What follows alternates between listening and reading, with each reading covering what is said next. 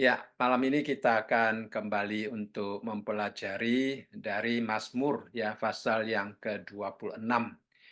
Ya, ini adalah satu Mazmur di mana Daud mengalami suatu ujian ya, suatu masa-masa tantangan yang sangat serius di dalam kehidupannya. Ujian itu berhubungan dengan integritas dirinya ya.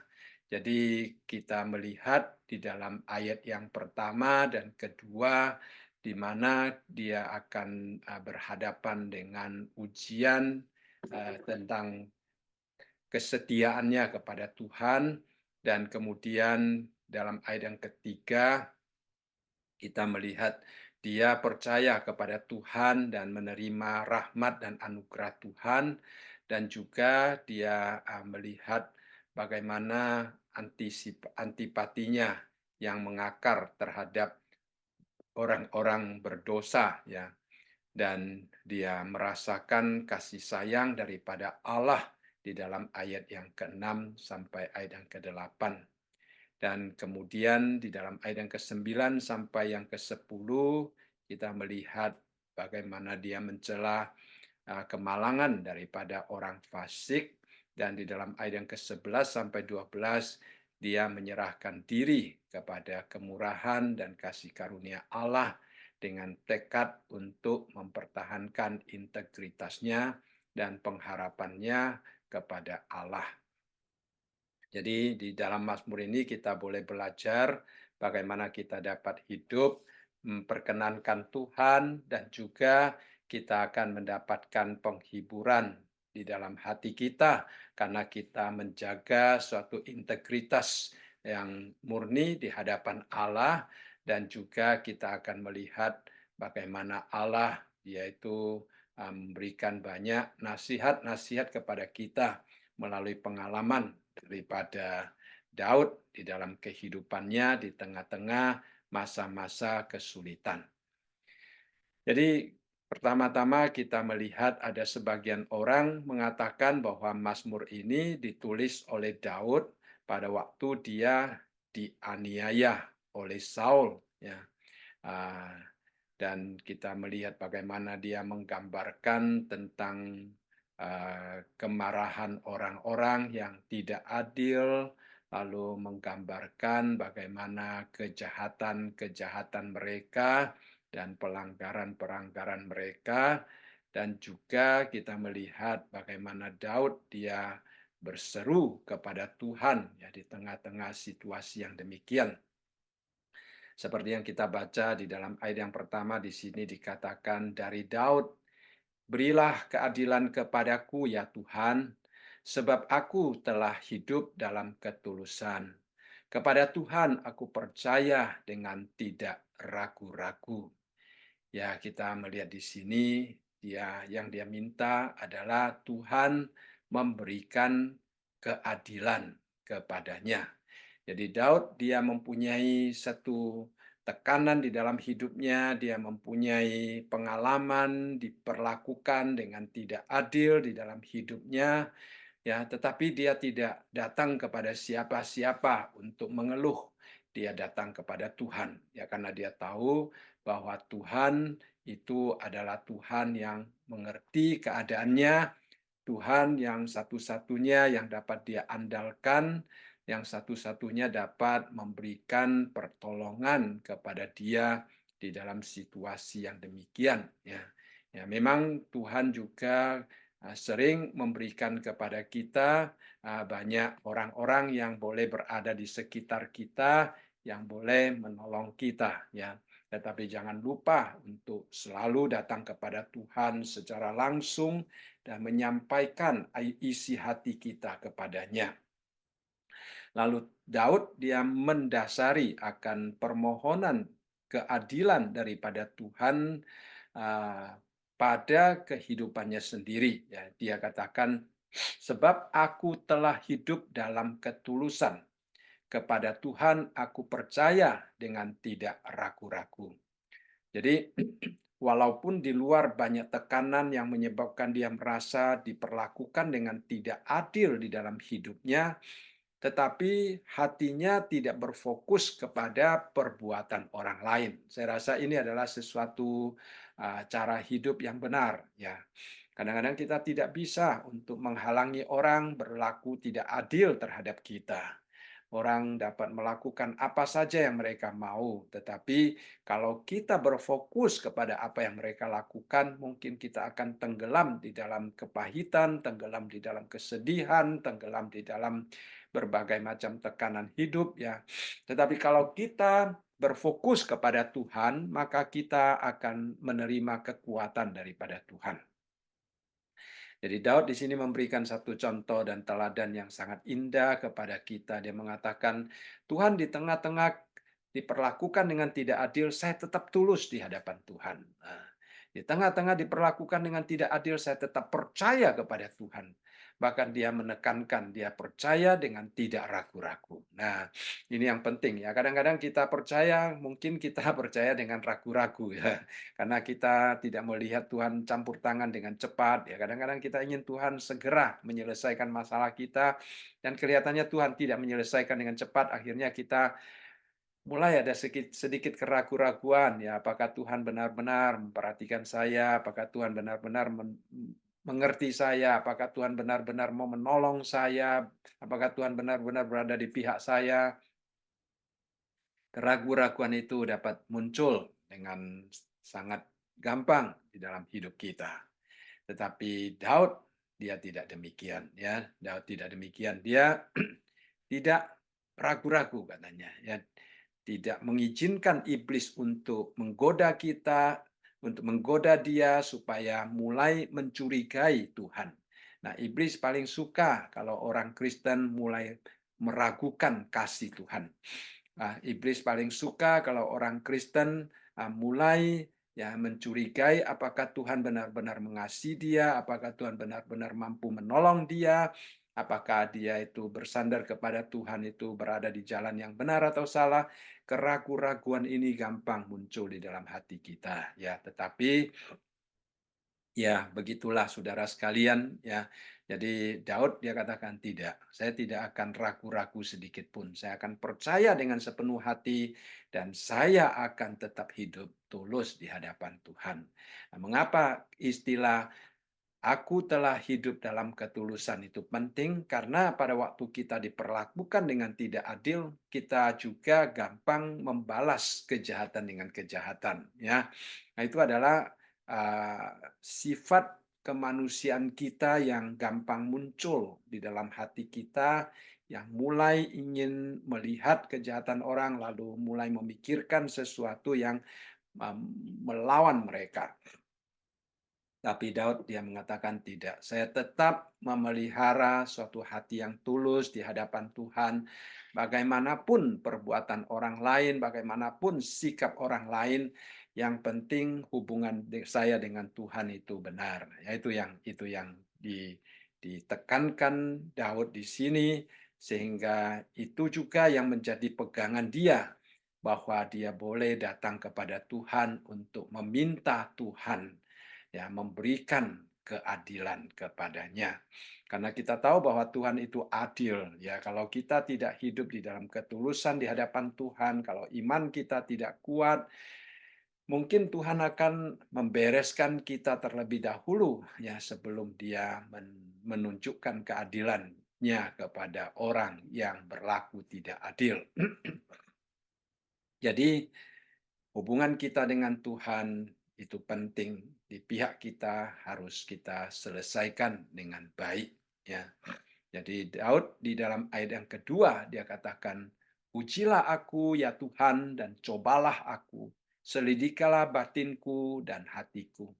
Jadi dia mengatakan, "Aku hidup di dalam ketulusan." Nah, ini bisa saja Daud mengatakan demikian, tetapi apakah luar dalamnya sama? Ya, apakah hidupnya searah dengan apa yang dia ucapkan?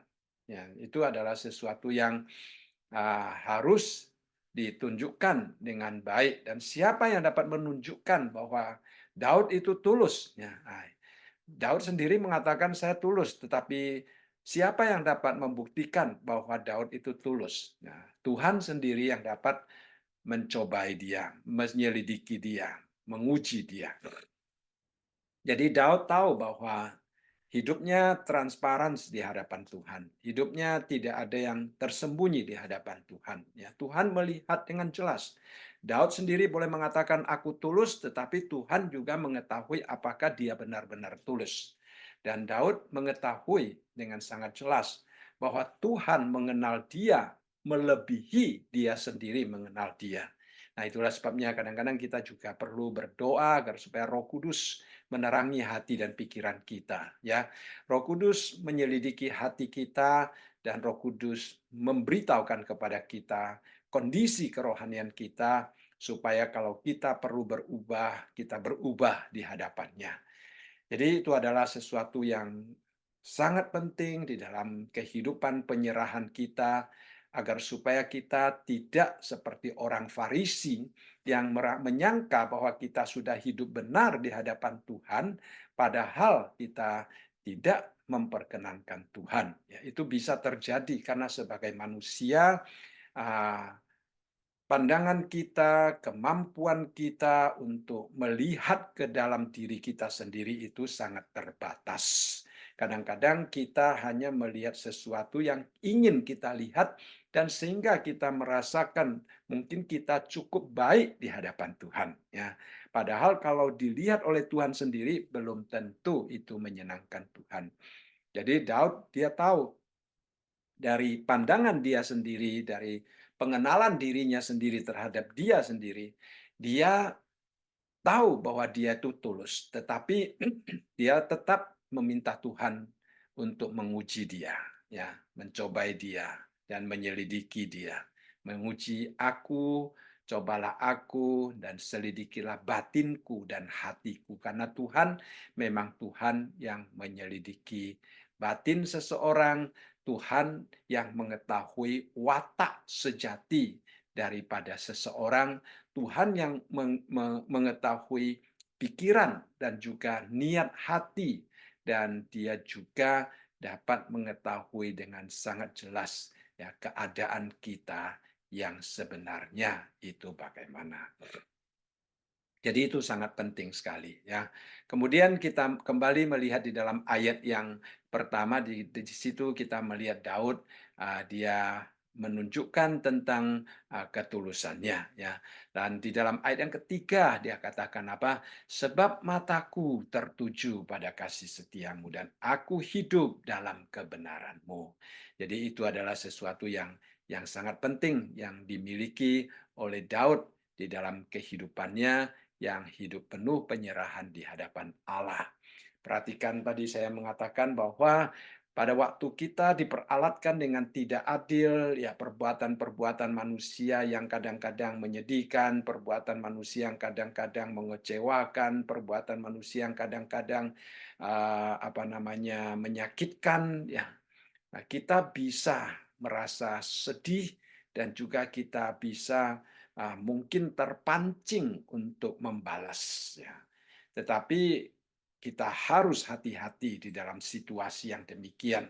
Dan Daud dia tahu kemana dia harus memfokuskan diri. Nah, dia katakan, sebab mataku tertuju pada kasih setiamu. Jadi dia menunjukkan kepada kita bahwa fokus dia ya bukan kepada perbuatan manusia. Fokus dia bukan kepada keadaan. Fokus dia bukan kepada berapa banyak dia dirugikan. Kadang-kadang kita juga gampang memikirkan, wah saya sudah dirugikan sedemikian banyak dan sebagainya. Itu sangat gampang kita lakukan ya. Tetapi kita melihat di sini Daud dia tidak berfokus kepada hal-hal yang demikian. Apa yang dia fokuskan? Dia fokuskan pada kasih setia Tuhan. Nah, ini yang penting ya. Jadi kalau kita fokus kepada kasih setia Tuhan, kita akan melihat bahwa hidup kita sungguh-sungguh penuh dengan anugerah Tuhan ya. Walaupun ada banyak hal-hal yang tidak adil yang telah dilakukan oleh manusia terhadap kita, tetapi kasih setia Tuhan itu melampaui ya, apa yang dapat mereka lakukan terhadap kita, ya. Kasih setia Tuhan jauh lebih besar daripada kerugian-kerugian yang dapat mereka lakukan terhadap kita. Kalau Tuhan yang izinkan mereka melakukan sesuatu untuk merugikan kita, maka kita juga percaya Tuhan akan menyediakan yang lebih baik untuk kita, ya. Itulah pengalaman kita di dalam kehidupan kita mengikuti Tuhan, di dalam kehidupan kita yang berfokus kepada kasih setia Tuhan, ya. Kita selalu mengalami, ya, manusia boleh mungkin seolah-olah merebut sesuatu daripada kita, ya. Tidak apa-apa, tidak apa-apa. Setelah itu Tuhan yang setia juga akan menyediakan yang lebih baik untuk kita. Jadi itu adalah sesuatu yang dipercayai oleh Daud dengan tidak ragu-ragu, sehingga dengan fokus yang penuh kepada kasih setia Tuhan, dia dapat terhindar daripada keadaan-keadaan yang dapat menenggelamkan dia di dalam kesedihan dan kepedihan. Jadi itu penting sekali, ya. Kita sebagai manusia, kita tidak dapat menghindari akan perlakuan-perlakuan yang tidak adil, tetapi kita dapat tidak dipengaruhi oleh perbuatan-perbuatan yang tidak adil untuk membawa kerugian kita secara rohani. Ya, mungkin mereka dapat merugikan secara fisik, secara materi, tetapi mereka tidak dapat merugikan kita secara rohani karena fokus kita kepada Tuhan, kepada kasih setia Tuhan, dan kita akan selalu dilindungi oleh Tuhan. Bahkan Tuhan akan membuka jalan yang lebih baik bagi kita, ya. Kalau manusia menutup jalan yang satu, Tuhan akan membuka jalan yang lebih baik untuk kita. Kita percaya bahwa Tuhan kita itu setia. Kita percaya bahwa kasih Tuhan itu tidak pernah meninggalkan kita. Itulah yang dimiliki oleh Daud di dalam dia mengikuti Tuhan, dia tetap matanya, ya, berfokus, tertuju semata-mata pada kasih setia Tuhan. Selain dia matanya berfokus kepada kasih setia Tuhan, dia juga mengatakan, "Aku hidup dalam kebenaran-Mu." Ya, saya rasa ini merupakan hal yang sangat penting, ya. Hidup tidak menurut kebenaran Tuhan, hidup menurut hukum Tuhan, hidup menurut permintaan Tuhan, hidup menurut perintah-perintah Tuhan. Ya, itu penting sekali. Dalam komunikasi hubungan kita dengan orang, orang dapat melakukan sesuatu yang tidak mendatangkan manfaat di dalam hidup kita, tidak apa-apa, tetapi kita harus tetap jalan di jalan Tuhan. Kalau memang kita ada sesuatu yang mungkin tidak memperkenankan Tuhan, kita meminta Tuhan mengampuni kita, kita meminta Tuhan menyucikan kita, membersihkan kita, supaya kita tetap berada di dalam kebenaran Tuhan. Jalan sesuai dengan kehendak dan pimpinan Tuhan. Saya rasa ini adalah kunci bagi kita untuk secara terus-menerus mengalami akan pertolongan, penopangan Tuhan, ya. Kadang-kadang ya memang Tuhan kelihatannya tidak mengubah akan situasi kita. Kita tetap berada di tengah-tengah kesulitan, kita tetap berada di tengah-tengah ketidakadilan, kita tetap diperlakukan dengan tidak baik, ya. Tetapi hati kita tidak terhimpit, hati kita tidak kecewa, hati kita tidak putus asa. Bahkan satu hari nanti, ya, Tuhan akan memakai keteguhan iman kita ini untuk memancarkan sinarnya. Ya, kita melihat tidak sedikit orang yang justru karena keteguhan iman orang Kristen, akhirnya mereka bertanya-tanya, ya, mengapa orang Kristen mempunyai iman, mempunyai kesaksian yang begitu indah yang akhirnya dapat mengubah, ya, sikap orang-orang yang memusuhi dia. Tidak sedikit kita melihatnya. Jadi kita bersyukur karena kita memiliki Tuhan yang setia, ya, Tuhan yang kasihnya tidak pernah berkesudahan, Dia akan terus melindungi kita, Dia akan terus menjaga kita agar kita asal kita mau percaya kepadanya dengan tidak ragu-ragu seperti yang dikatakan oleh Daud di dalam ayat yang pertama, dan asal kita mau tetap mata kita tertuju kepada Tuhan seperti yang dikatakan Daud di dalam ayat yang kedua, dan juga kita mau hidup dalam kebenarannya, ya seperti yang Daud katakan di dalam ayat yang ketiga. Jadi beberapa unsur yang penting, ya pertama-tama kita hidup dalam ketulusan, ya tetap percaya dengan tidak ragu-ragu, ya kita juga meminta Tuhan yang menguji kita, dan kemudian kita tetap hidup berfokus kepada Allah dan hidup dalam kebenaran Allah. Nah, Daud telah mengungkapkan tentang pihak dia, ya, bagian dia. Dia meminta Tuhan menunjukkan keadilan. Nah, Tuhan hendak menunjukkan keadilan, tetapi pertama-tama ya kita kalau meminta Tuhan menunjukkan keadilan kepada kita, kita perlu membereskan diri kita. Dan Daud di sini dia membereskan dirinya sendiri, ya. Dan kemudian setelah dia menyatakan bahwa dia hidup di dalam kebenaran Allah, barulah dia menunjukkan bagaimana hubungan dia dengan perbuatan-perbuatan yang tidak menyenangkan Tuhan. Ya, jadi kita perlu juga menyelidiki kehidupan kita, kemudian mengetahui apa yang patut kita lakukan, apa yang tidak patut kita lakukan, apa yang harus kita hindari, apa yang harus kita usahakan di dalam hidup kita. Memang sebagai manusia kita tidak sempurna, ya saudara sekalian. Ya kadang-kadang mungkin kita bisa lengah, kadang-kadang kita bisa tertipu oleh si iblis, kadang-kadang kita mungkin berada di jalan yang salah. Ya tidak, tapi jangan sampai kita putus asa. Tetapi kalau kita sudah menemukan adanya kemungkinan-kemungkinan yang demikian, kita cepat-cepat kembali kepada Tuhan, ya, untuk mendapatkan topangannya lagi. Jadi Daud di sini kita melihat di dalam ayat yang keempat dia katakan, aku tidak duduk dengan penipu dan dengan orang munafik aku tidak bergaul. Ya, istilah bergaul di sini sangat penting ya. Kita tidak bisa menghindari orang-orang yang uh, mungkin dikatakan di sini penipu ataupun orang yang munafik ya. Kita tidak bisa menghindari mereka, ya. Tetapi istilah bergaul itu sangat penting, ya.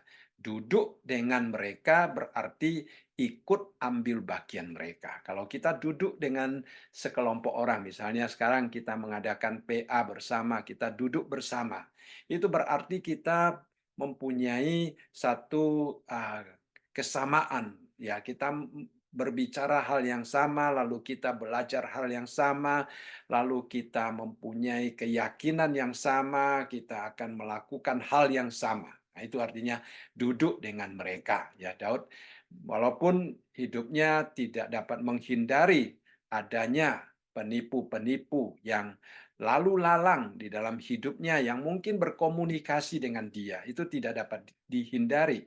Tetapi dia tidak mau duduk dengan mereka. Ya, tidak mau menjadi teman mereka. Ya, tidak mau bergaul dengan mereka. Saya rasa ini penting ya. Jadi dia tidak ingin mengambil bagian daripada apa yang telah mereka lakukan. Jadi kita melihat di sini ya Daud dia di satu sisi dia melihat ke belakang, melihat kehidupannya, di satu sisi dia melihat ke depan ya. Dia juga harus berhati-hati, dia apa yang boleh dia lakukan, apa yang tidak ingin dia lakukan. Di situ dengan sangat jelas dia nyatakan di hadapan Tuhan. Dan karena dia meminta Tuhan menyelidiki hatinya, maka dia juga percaya bahwa Tuhan mengetahuinya, ya. Di sini dia berkata bahwa dia tidak mau bergaul dengan orang yang munafik, ya. Artinya orang yang mungkin secara luar kelihatannya sangat baik, ya, sangat saleh, ya, tetapi menyembunyikan sesuatu yang tidak disenangi oleh Tuhan. Ya, Daud di sini mengatakan itu adalah sesuatu yang dia hindari di dalam hidupnya. Dia tidak ingin mendapat bagian dan dia tidak ingin bergaul dengan orang yang demikian. Jadi kita juga meminta Tuhan memelihara hidup kita, melindungi kita, agar supaya kita juga dapat terhindar daripada kehidupan-kehidupan yang demikian. Ya. Lalu kemudian kita melihat di dalam ayat yang ke-6 sampai ayat yang ke-8 dia mengatakan, "Aku membasuh tanganku tanda tak bersalah, lalu berjalan mengelilingi mezbamu, ya Tuhan, sambil memperdengarkan nyanyian syukur dengan nyaring dan menceritakan segala perbuatanmu yang ajaib. Tuhan, aku cinta pada rumah kediamanmu dan pada tempat kemuliaanmu bersemayam." Ya, kita ingat ya, 2 hari lagi kita memperingati Jumat Agung pada waktu Tuhan Yesus dihakimi, ya. Pilatus tidak menemukan kesalahan daripada Tuhan Yesus, tetapi dia tidak berani melepaskan Tuhan Yesus. Akhirnya dia membasuh tangannya. Ya, dia mengatakan, "Aku tidak bersalah dalam penyaliban Tuhan Yesus ini." Tapi apakah dia dapat mencuci tangannya, saudara sekalian? Ya, hatinya tidak akan dapat dicuci, kesalahannya tidak dapat dicuci. Ya, walaupun dia membasuh tangannya, tetapi dia tetap tidak dapat membuktikan bahwa dia tidak bersalah, karena dia dengan sangat jelas mengatakan, "Aku tidak menemukan kesalahan apa-apa pada orang ini." Tetapi pada akhirnya dia tetap menyalibkan Tuhan Yesus, ya. Jadi itulah saudara sekalian manusia, ya.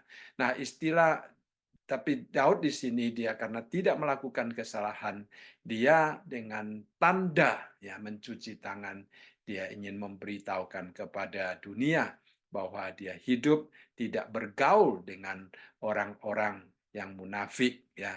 Dia hidup tidak duduk dengan penipu, ya. Dia juga membenci perkumpulan orang yang berbuat jahat, dan dengan orang fasik dia tidak duduk. Ya, jadi dia mencuci tangan dalam arti bahwa dia tidak melakukan semuanya itu.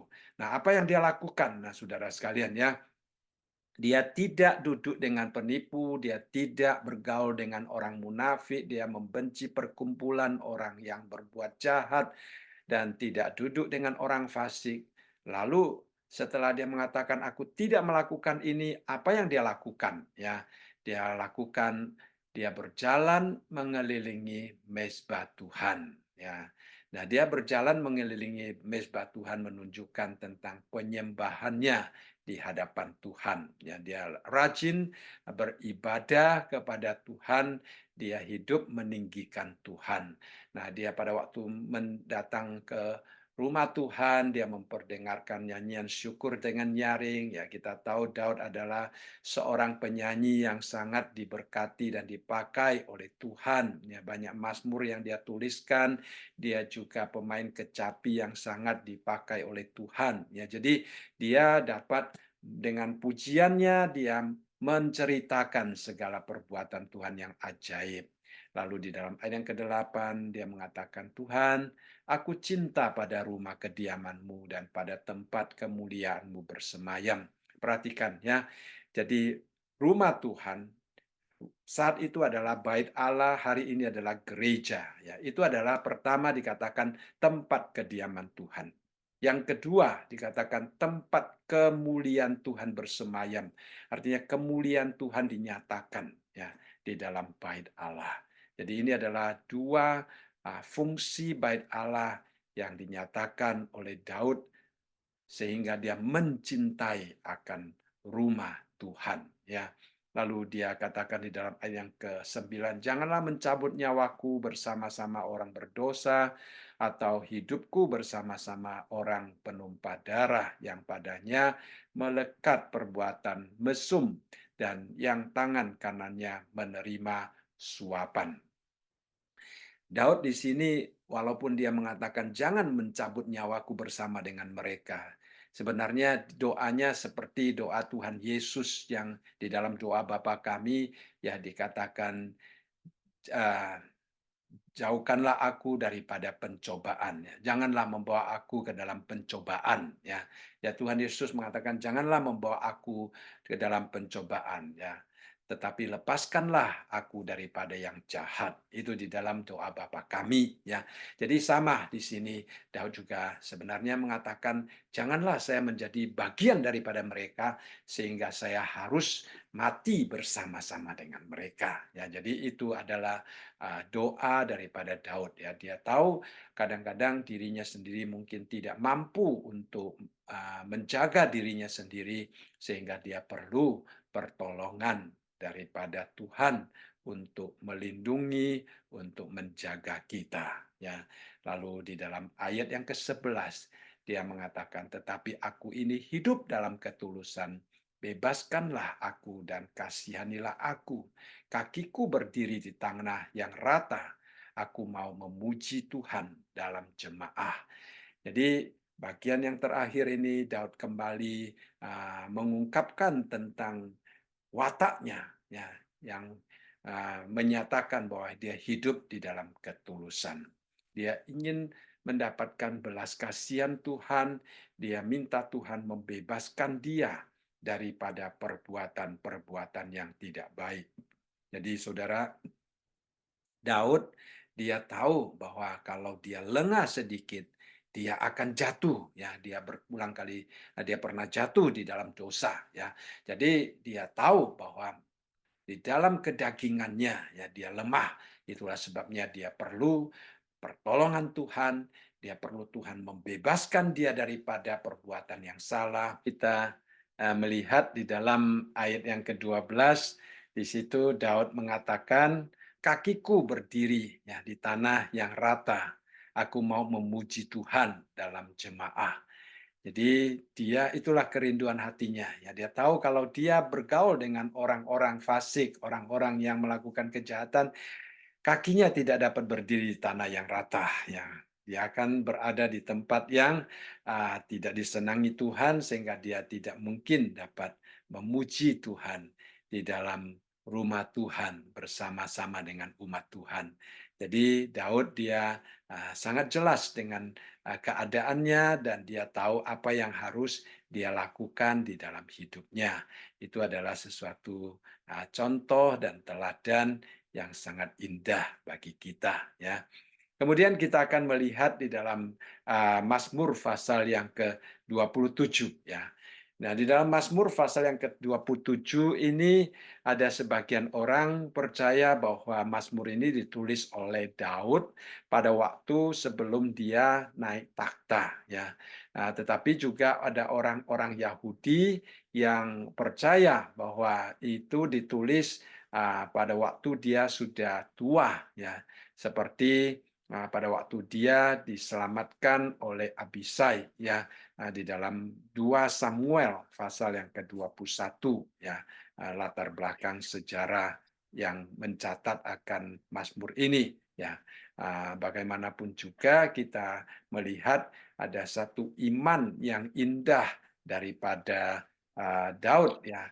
Kesuciannya, keberaniannya, imannya yang teguh kepada Tuhan dan juga rasa puas ya akan persekutuannya dengan Tuhan dan juga manfaat ya berkat yang dia rasakan pada waktu dia mengikuti Tuhan.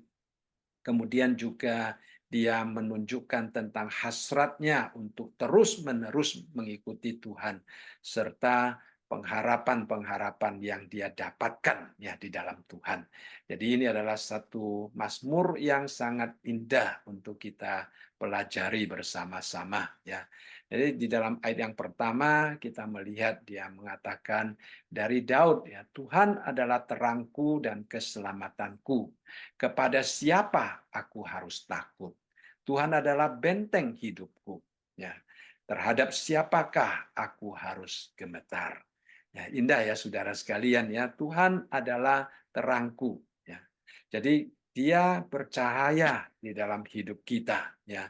Walaupun kadang-kadang kita berjalan di dalam dunia yang penuh dengan kegelapan, tapi kita tidak takut, ya. Kita berhadapan dengan masalah-masalah yang kelihatannya sulit diselesaikan. Kita berhadapan dengan masalah-masalah politik, ya. Kita berhadapan dengan kejahatan-kejahatan yang berlaku, ya. Kita berhadapan dengan berbagai macam konsep hidup, etika hidup yang sungguh-sungguh tidak sesuai dengan firman Tuhan, ya. Tetapi kita tidak takut, ya. Karena apa? Karena kita tahu Tuhan akan tetap menerangi hati kita. Nah, pada waktu Tuhan menerangi hati kita, maka Tuhan akan memberitahukan kepada kita bagaimana hidup yang benar untuk menghadapi semua situasi yang ada di luar kita. Ya.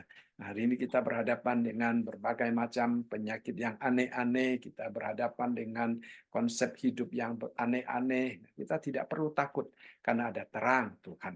Nah, selain dia katakan Tuhan adalah terangku, Tuhan adalah keselamatanku. Ya, kadang-kadang kita hidup seolah-olah berlawanan arus dengan dunia ini. Ya, nah, pada waktu kita hidup berlawanan arus dengan dunia ini, maka ya dunia ini akan sangat tidak senang terhadap kita. Ya.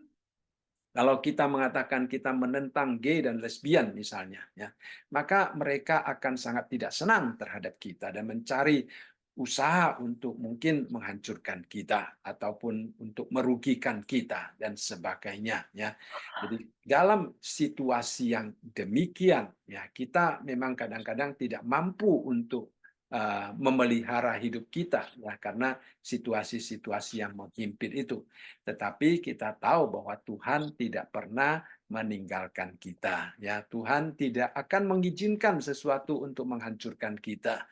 Pada waktu kita membutuhkan Dia, Dia akan datang. Kenapa? Karena dikatakan di sini Dia adalah keselamatan kita. Ya, bukan hanya Dia adalah keselamatan kita, Dia adalah benteng hidupku. Nah, benteng hidup kita artinya dia melindungi kita, dia menaungi kita, dia menjaga kita, ya. Jadi kalau ada Tuhan yang menjaga, maka pertanyaan yang dilontarkan di sini adalah terhadap siapa aku harus gemetar, ya. Jadi kita tidak perlu takut dengan siapapun juga asal kita hidup takut kepada Tuhan, ya. Kalau kita tidak hidup takut kepada Tuhan, kepada siapapun kita akan takut, ya, karena kita tidak dilindungi Tuhan, karena kita tidak dibentengi oleh Tuhan. Nah, kita gampang dihancurkan oleh siapapun juga, ya, oleh si jahat khususnya. Tetapi kalau kita hidup takut akan Tuhan, maka kita tidak perlu takut kepada siapapun juga, karena Tuhan akan menjadi benteng, ya, benteng pertahanan yang akan melindungi kita. Puji Tuhan, ya. Kemudian kita melihat di dalam ayat yang kedua dan ketiga dikatakan, ketika penjahat-penjahat menyerang aku untuk memakan dagingku, yakni semua lawanku dan musuhku, mereka sendirilah yang tergelincir dan jatuh. Sekalipun tentara berkemah mengepung aku, tidak takut hatiku. Ya, sekalipun timbul peperangan melawan aku, dalam hal itu pun aku tetap percaya. Ya, jadi kita melihat di sini, ya, dia mengatakan ada orang-orang yang mencoba untuk menyerang dia. Ya, ada orang yang bahkan dikatakan di sini memakan dagingnya, ya, berusaha untuk menekan dia, berusaha untuk menghancurkan hidupnya. Tetapi kenyataannya adalah musuh-musuh itu yang tergelincir dan jatuh. Ya. Daud tetap berdiri teguh. Karena apa? Karena di dalam ayat pertama dia katakan bahwa Tuhan adalah terangku dan keselamatanku, Tuhan adalah bentengku. Sehingga kita melihat di sini dia tidak akan tergelincir dan dia tidak akan jatuh. Ya. Ya, dia walaupun dikepung, ya, kita tahu Daud adalah seorang raja. Ya, walaupun dia dikepung, dia diperhadapkan dengan musuh yang begitu banyak, dia tidak takut. Dia tidak takut. Karena apa? Karena dia tahu Tuhan adalah penyelamatnya. Kita juga demikian. Ya, kita tidak perlu takut apa-apa. Sehingga di dalam ayat yang ke-6 dia katakan, "Maka sekarang tegaklah kepalaku, ya, mengatasi musuhku sekeliling aku, dan kemahnya aku mau mempersembahkan korban dengan sorak-sorai. Aku mau menyanyikan dan bermazmur bagi Tuhan." Nah, kita tahu istilah tegaklah kepalaku, ya artinya dia tidak mengeluh, dia tidak sedih, dia tidak kecewa, dia tidak putus asa, ya. Walaupun begitu banyak musuh mengepung dia, menyerang dia, hatinya tetap terarah kepada Tuhan, kepalanya tetap difokuskan kepada Tuhan. Ya, jadi jangan kita berfokus kepada orang, tetapi kita berfokus kepada Tuhan. Jadi kita melihat di sini, ya pemazmur, dia begitu bersukacita, dia begitu uh, berserah, ya sehingga dia memiliki kekuatan yang khusus daripada Tuhan. Ya. Lalu di dalam ayat yang keempat dia katakan, satu hal telah kuminta kepada Tuhan, itulah yang kuinginkan. Nah, saudara, kita juga mempunyai keinginan di dalam hati kita. Kita juga mempunyai doa-doa di dalam hidup kita. Ya. Nah, pernahkah kita pikirkan, ya, apa yang sebenarnya yang paling kita butuhkan di dalam hidup ini? Ya. Apa sebenarnya yang paling kita uh, perlukan di hadapan Tuhan.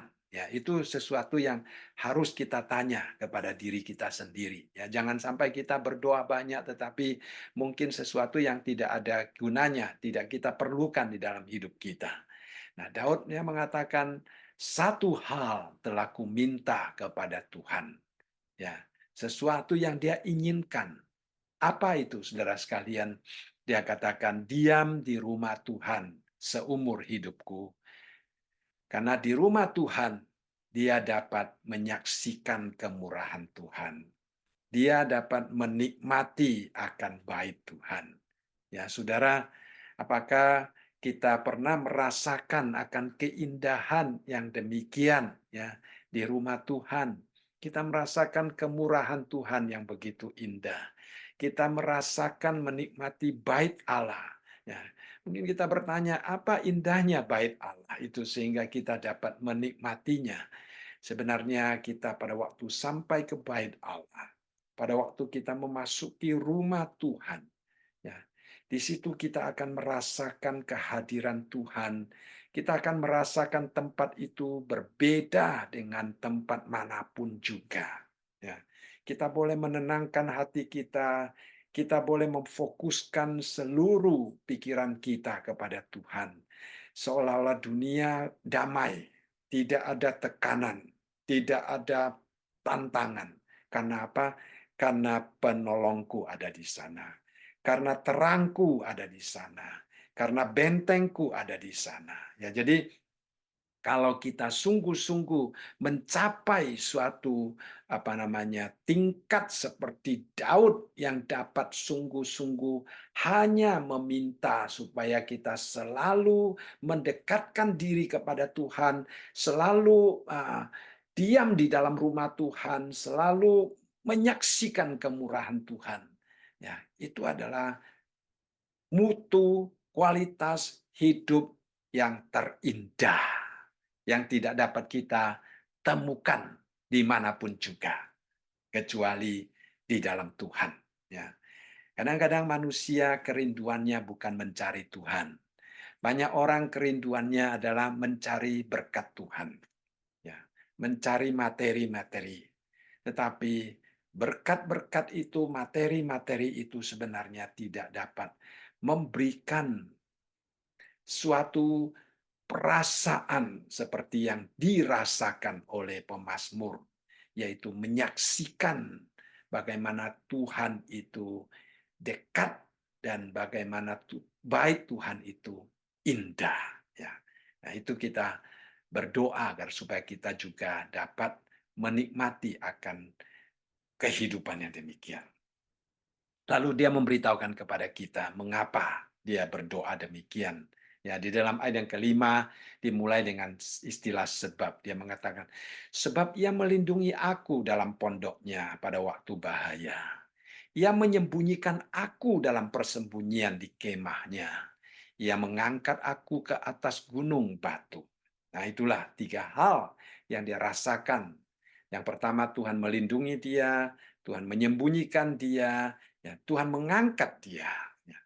Jadi, itulah hidup kedekatan dengan Tuhan, sehingga masalah apapun yang terjadi di dalam hidup kita, kita tidak takut karena kita dilindungi Tuhan. Ya, karena Tuhan menyembunyikan di kita. Kalau Tuhan yang menyembunyikan kita, tidak ada seorang pun yang dapat menemukan kita.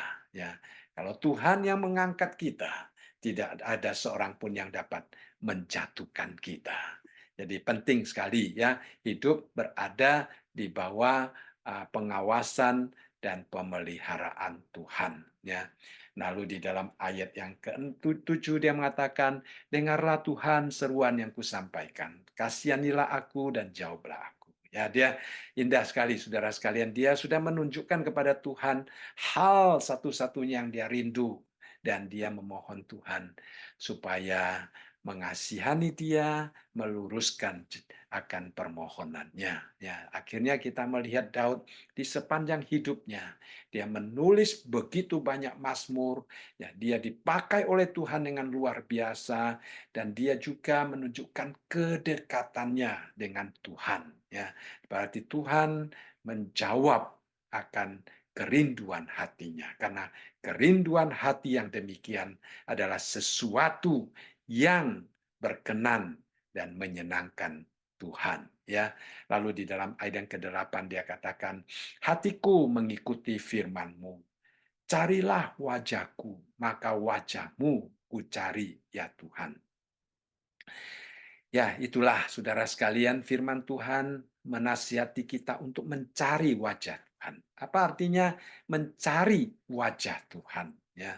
Nah, saudara sekalian, kalau kita mencari wajah seseorang berarti kita datang untuk bertemu dengan seseorang muka dengan muka. Ya. Jadi kita kalau mencari wajah Tuhan, itu juga berarti kita datang kepada Tuhan. Kita sungguh-sungguh yakin Tuhan ada di depan saya. Tuhan sedang mendengarkan doa saya. Tuhan sedang berbicara kepada saya melalui firman-Nya. Ada satu komunikasi yang nyata antara kita dengan Tuhan. Ya, jadi kita menjadi orang Kristen, kita percaya kepada Tuhan. Ya, kita harus sungguh-sungguh mempunyai keyakinan seperti Daud bahwa Tuhan itu sungguh-sungguh bereksis dan Dia berada di tengah-tengah kita. Di dalam setiap aspek kehidupan kita, dia menyatakan dirinya, dia menyatakan penopangannya, dia menyatakan akan pertolongannya, dia menyatakan terangnya kepada kita. Ya, itu adalah sesuatu yang harus sungguh-sungguh kita yakini. Kalau tidak, saudara sekalian, kadang-kadang kita berdoa seperti kita hanya mengucapkan kata-kata tanpa mempunyai satu objek yang jelas. Tetapi kalau kita yakin, kita berdoa berarti kita sedang mencari wajah Tuhan. Pada waktu kita bernyanyi, berarti kita sedang menaikkan suatu pujian, bukan kepada orang lain, bukan supaya didengar oleh orang lain, bukan supaya hati saya senang, tetapi karena saya sedang mencari wajah Tuhan. Saya sedang berkata kepada Tuhan, Tuhan Engkau begitu mulia, Tuhan Engkau begitu setia, Tuhan Engkau begitu baik. Tuhan, tanpa Engkau saya akan berjalan di dalam kesesatan. Ya, kita muka dengan muka kita berbicara kepada Tuhan. Itulah yang dilakukan oleh Daud di dalam mencari wajah Tuhan. Lalu kemudian dia meminta Tuhan mengatakan, janganlah menyembunyikan wajahmu kepadaku, janganlah menorak hamba-Mu ini dengan murka. Engkaulah pertolonganku, janganlah membuang aku, dan janganlah meninggalkan aku, ya Allah penyelamatku. Ya, ya, ini adalah bahasa manusia. Kita tahu Tuhan tidak akan menyembunyikan wajahnya kepada kita. Tetapi Tuhan akan menyembunyikan wajahnya kepada kita kalau kita hidup kita tidak menyenangkan Tuhan. ya. Nah, seperti pada waktu Tuhan Yesus berada di atas kayu salib ya, sekali lagi 2 hari lagi adalah Jumat Agung, kita memperingati kematian Tuhan di atas kayu salib. Tuhan berteriak apa? Eli Eli lama sabachthani, ya, Allahku, Allahku, mengapa engkau meninggalkan aku? Berarti Tuhan membuang mukanya, ya, Tuhan menolak dia, Tuhan menyembunyikan wajahnya, ya. Mengapa? Karena pada waktu itu di atas tubuh Tuhan Yesus dia sedang menanggung dosa-dosa umat manusia. Ya, jadi Tuhan juga bisa menyembunyikan wajahnya terhadap kita kalau hidup kita tidak menyenangkan Tuhan. Jadi Daud berdoa demikian juga berarti bahwa dia meminta Tuhan menolong dia supaya hidupnya berkenan kepada Tuhan sehingga Tuhan tidak menyembunyikan wajahnya terhadapnya, ya. Lalu di dalam ayat yang ke-11 dia katakan, tunjukkanlah jalanmu kepadaku ya Tuhan, dan tuntunlah aku di jalan yang rata oleh sebab seteruku. Jadi dia sungguh-sungguh merasakan dia membutuhkan Tuhan, ya. Dia membutuhkan Tuhan bahkan untuk jalan di jalan Tuhan pun tanpa pertolongan Tuhan dia tidak mampu. Saudara, ya, kita membaca firman Tuhan. Siapa yang sungguh-sungguh dapat melakukan firman Tuhan untuk menyenangkan Tuhan kalau bukan Tuhan yang menolong kita? Itu sebabnya kita harus selalu berdoa, berdoa, membaca firman Tuhan, berdoa, membaca firman Tuhan, berdoa. Karena apa? Karena hanya Tuhan yang dapat menuntun kita, ya, berjalan di jalan yang Dia sukai, ya. Lalu di dalam ayat yang ke-12 dia katakan, janganlah menyerahkan aku kepada nafsu lawanku, sebab telah bangkit menyerang aku saksi-saksi dusta dan orang-orang yang bernafaskan kelaliman. Nah, perhatikan ya, lawan kita dikatakan di sini mempunyai nafsu, ya, mempunyai keinginan yang tidak baik. Keinginannya apa? Keinginannya adalah menyerang kita, ya, menyampaikan saksi dusta terhadap kita, dan bahkan dikatakan bernafaskan kelaliman. Artinya semua kehidupannya. Ya, nafas itu mewakili setiap detak jantungnya. Jadi apa yang ada di dalam hatinya, setiap detak jantungnya itu bersifat lalim. Ya. Jadi Daud mengatakan, "Nah, Tuhan, saya tidak dapat menghindari mereka. Ya. Tetapi Tuhan, jangan menyerahkan aku kepada nafsu lawanku." Itu adalah doa yang juga selalu kita sampaikan kepada Tuhan. Tuhan, saya tidak tahu apa yang akan dilakukan oleh seseorang terhadap aku. Ya, seperti ada satu lagu mengatakan, ku tak tahu akan hari esokku, tetapi ku tahu siapa yang memegang hari esok. Nah, kepada yang memegang hari esok, kita seperti Daud berdoa, Tuhan, ya, jangan menyerahkan aku kepada nafsu lawanku. Ya, itu penting sekali. Kita tidak dapat menghindari, tetapi kita dapat menyerahkan kepada Tuhan. Ya, dikatakan di dalam ayat yang ke-10, sekalipun ayahku dan ibuku meninggalkan aku, namun Tuhan menyambut aku. Jadi dia tahu, ya, manusia mungkin kasihnya sangat terbatas. Nah, istilah meninggalkan mungkin juga ada orang tua yang meninggalkan anaknya. Tetapi juga mungkin mereka umurnya terbatas, satu hari orang tua kita akan meninggalkan kita. Ya. Tetapi Tuhan akan selalu bersama-sama dengan kita. Ya, asal kita mau hidup mencari Dia, hidup menyenangkan Dia. Ya. Lalu di dalam ayat yang ke-13 dikatakan, sesungguhnya aku percaya akan melihat kebaikan Tuhan di negeri orang-orang hidup. Ya, dia itu adalah keyakinannya, saudara sekalian. Ya, kita juga harus mempunyai keyakinan yang sama. Ya, percaya bahwa kita akan melihat kebaikan Tuhan. Tuhan itu baik, saudara sekalian. Walaupun hidup ini berat, ya, tidak gampang, ya, tidak mudah untuk dihadapi, apalagi akhir-akhir ini, ya, masalah begitu banyak, kejadian-kejadian, insiden-insiden terjadi, mengagetkan kita. Ya, saudara sekalian, banyak hal yang bisa terjadi di dalam hidup kita. Tetapi satu hal yang kita harus percaya, bahwa Tuhan itu baik. Sekali lagi, iblis selalu ingin memberitahukan kepada kita bahwa Tuhan itu tidak baik. Iblis selalu ingin kita mencurigai kebaikan Tuhan. Iblis datang kepada Hawa, yang dia serang adalah supaya Hawa mencurigai kebaikan Tuhan. Dia mengatakan kepada Hawa, Tuhan tidak ingin engkau memakan buah itu karena Tuhan tahu kalau kamu makan, kamu menjadi seperti dia. Nah, saudara sekalian, ya. Jadi iblis selalu memakai cara yang sama pada hari ini juga untuk menggodai kita supaya kita meragukan kebaikan Tuhan. Tetapi Daud berkata, aku percaya akan melihat kebaikan Tuhan di negeri orang-orang hidup. Biarlah ini juga keyakinan kita. Percaya bahwa kita akan melihat kebaikan Tuhan di dalam kehidupan kita. Ya. Dan kemudian di dalam ayat yang ke-14, dia berdoa dan dia berkata, menasihati umat Israel setelah dia berdoa kepada Tuhan. Kembali dia berbicara kepada setiap kita. Dia katakan, nantikanlah Tuhan, kuatkanlah dan teguhkanlah hatimu.